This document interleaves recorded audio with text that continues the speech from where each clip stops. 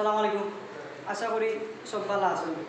তো টাইলস এমন এক জিনিস, 100-র মাঝে 30% মানুষে একটানা কাম শেষ করতে পারে, কিন্তু প্রায় 70% মানুষে বিল্ডিংয়ের কামরে রিপেয়ারিং করা লাগে। যেমন আজকে এক রুম, 5 মাস পরে 2 রুম, 1 বছর পরে ওরকমভাবে কমপ্লিট করে।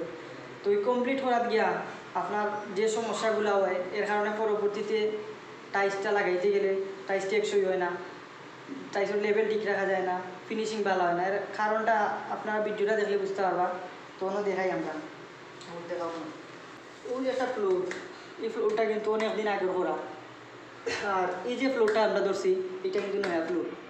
তো সমস্যার দিকে এই ফ্লোরটা করার সময় টিকনেসটা একবারে কম রাখা হয়েছে, যার কারণে নয়া কামগুলো করতে অনেক সমস্যা হওয়ার কারণ হলো গিয়া টাইলসের প্রপার কোনো মাল খান না।